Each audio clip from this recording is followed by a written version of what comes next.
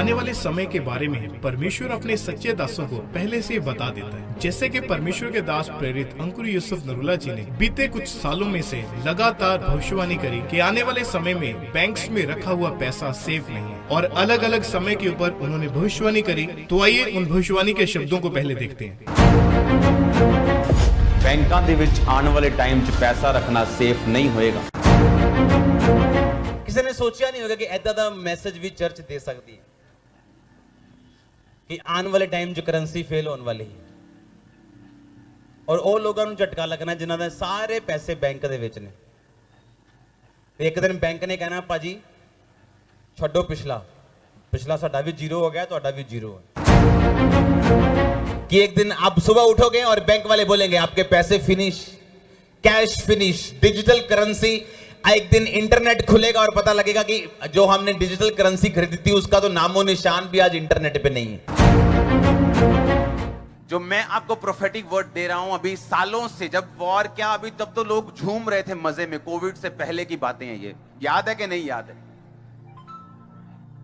सब कुछ इजाफे में था, प्लस था, बैंक्स अच्छे थे, लेकिन मैं कहा लोग डूबेंगे, बैंक डूबेंगे, सब कुछ हो रहा है वो।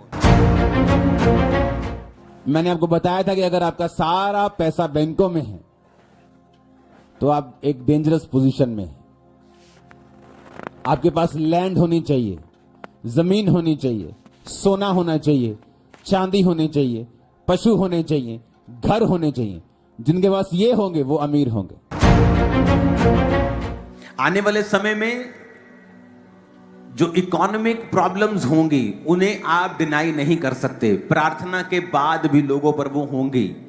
मैं फिर कह रहा हूं, आने वाले समय में कौन बचेगा? जिसका पैसा बैंक में होगा वो नहीं। और आज परमेश्वर के दास के द्वारा बोले गए उन वर्ड्स को हम पूरा होते हुए देख रहे हैं। बैंक्स के बंद होने की न्यूज हम अलग अलग चैनल्स के ऊपर सुन रहे हैं। उनसे बैंक में पैसा रखे कि बैंक में पैसा रखना बंद कर दे। कल शादी है मेरी लड़की की। सीनियर सिटीजन है जिसका इंटरेस्ट के ऊपर ही घर चलता है। कब मिलेगा पैसा? सेविंग के बचत रहता है, इसकी वजह से हम लोग आके रखते हैं ना, इधर सेविंग करते हैं। बैंक में डालेगा अभी कौन? बैंक का ही सेफ्टी नहीं है।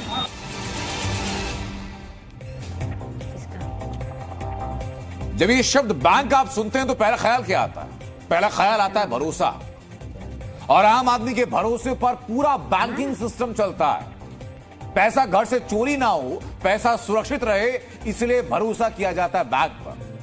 आपको पता तक नहीं चलता कि आपका वही बैंक, आपके उसी बैंक में बेईमानी होती है। और जब पता चलता है और आपको बताया जाता है कि बैंक में जमा सारा पैसा फ्रीज हो चुका है, सारा पैसा रोक दिया गया, एक नया पैसा जो अपने खाते में आपने जमा किया उसमें से आप एक नया पैसा निकाल नहीं सकते।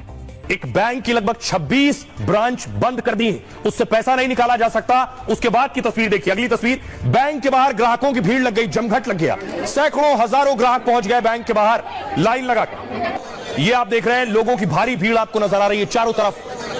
ताला लगा है, बैंक के बगल में एटीएम है जो सर्विस में नहीं है, उसमें कैश ही नहीं बचा है। देखिए जरा, बैंक पर बैन और लाखों लोग बेचैन हैं।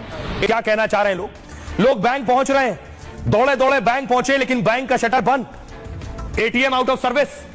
आरबीआई के फैसले से हजारों लोग बेहद परेशान हैं। एक बैंक पर बैन लगा तो हजारों की मेहनत की कमाई अटक गई है। कोई शटर तोड़कर बैंक में घुसने की कोशिश कर रहा है तो कई महिलाओं और लोगों का रो रो कर बुरा हाल है। किसी के रिटायरमेंट के 20 लाख रुपए बैंक में फंस गए। कई सोसाइटी के 40 से 50 लाख रुपए बैंक में अटक गए। परमेश्वर इन बातों के बारे में हमें पहले से ही अपने सच्चे दासों के द्वारा इसलिए बताते हैं ताकि हम परमेश्वर में बने रहें और अपने जीवन को लेकर अलर्ट रहें, ताकि हम सुरक्षित रहें।